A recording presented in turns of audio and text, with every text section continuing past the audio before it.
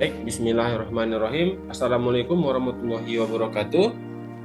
Ya, kembali lagi kita bertemu pada hari ini pada mata kuliah Teknologi Produksi Tanaman Perkebunan dan Industri Ekosistem Suboptimal. Ya, di mana pada hari ini kita akan membahas mengenai identifikasi gejala defisiensi unsur hara pada tanaman kelapa sawit ya.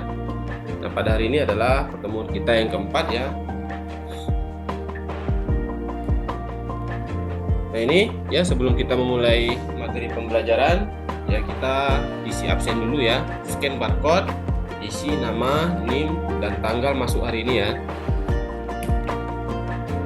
Nah baik ya, untuk mata kuliah perkebunan kelapa sawit ini ya, kita akan banyak merujuk kepada buku karangan Mehmet Hakim ya, yang judulnya Kelapa Sawit Teknis Agronomis dan Manajemen ya, dan juga karangan Lubis ya, seperti yang ada pada gambar itu, terbitan dari Pusat Penelitian Kelapa Sawit PPKS Medan ya.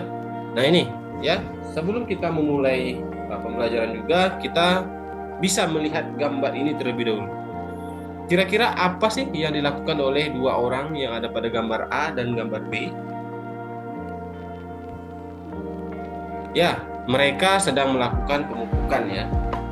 Nah, pada gambar A, nah itu dia melakukan pemupukan pada tanaman yang sudah menghasilkan atau TM. Nah, yang gambar yang B itu mereka melakukan pemupukan pada tanaman yang belum menghasilkan.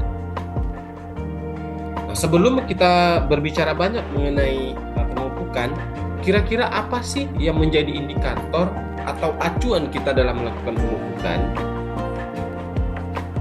Ya, benar ya. Yang pertama itu adalah leaf sampling unit atau analisa daun, dan juga leaf sampling unit atau analisa tanah. Nah, pada kesempatan kali ini kita akan membahas lebih banyak mengenai daun ya. Nah, kenapa daun menjadi salah satu indikator atau acuan dalam melakukan pemupukan? Ya, karena pada daun merupakan tempat terjadinya fotosintesis ya. Nah, apapun yang terjadi pada daun, misalnya terjadi defisiensi ya, atau gejala kekurangan unsur hara. Nah, disinilah ya kita bisa menentukan pupuk yang cocok untuk tanaman kelapa sawit tersebut ya. Misalnya terjadi gejala defisiensi unsur hara N ya, dia mempunyai karakteristik khusus atau gejala visual tersendiri ya, sehingga kita bisa menentukan dia kekurangan unsur hara apa sih ya. Nah, oke ya, kita masuk ke slide berikutnya. Ya, jadi apa tujuan pembelajaran kita hari ini? Ya, yaitu agar dapat mengidentifikasi gejala defisiensi unsur hara pada tanaman kelapa sawit ya. Nah, ini ya. Yang pertama itu adalah gejala defisiensi unsur hara N. Nah, untuk gejala defisiensi unsur hara N, apa sih karakteristiknya?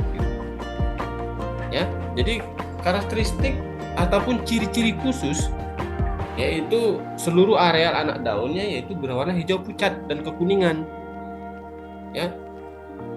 Lalu pertumbuhannya pasti terhambat lah, ya, pasti terhambat, dan juga dia anak daunnya menjadi kering, ya, serta pelepah bawahnya juga kering.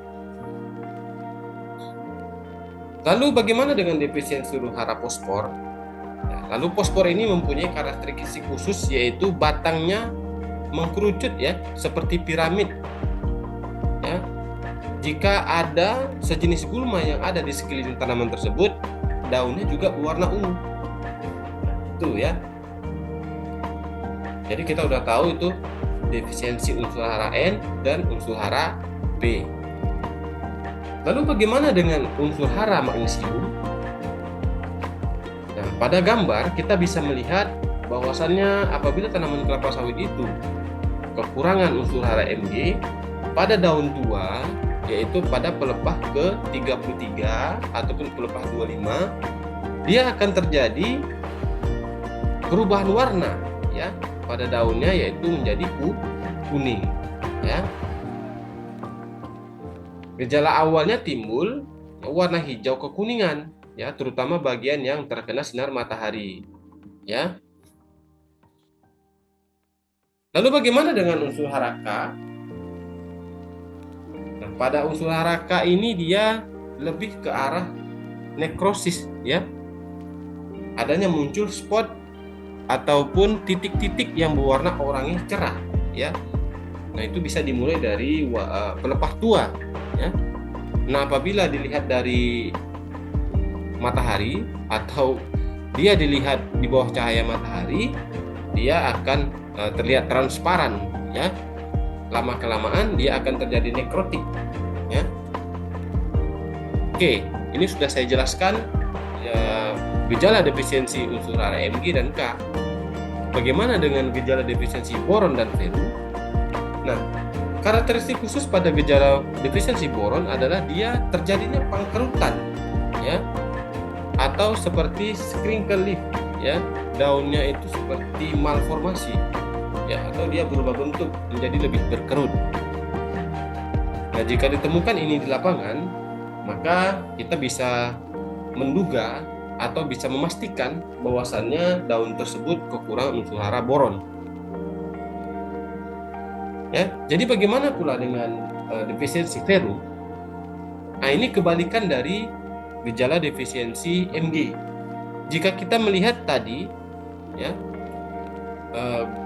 Mg dia menunjukkan daun kuning yang berada di pelepah tua, ya, seperti yang pada gambar ini, yang Mg.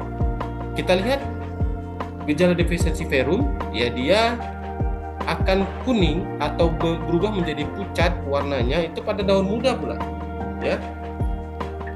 Nah, seperti ini, ya. Nah, kita sudah dapat membedakan, ya, gejala defisiensi unsur hara nitrogen, fosfor, Mg, kalium, boron, dan ferrum, ya. Nah, mungkin itu saja dulu, ya, materi kita hari ini. Jika ada pertanyaan bisa langsung tanya ke saya atau via WA. Ya, itu saja yang dapat saya sampaikan. Assalamualaikum warahmatullahi wabarakatuh.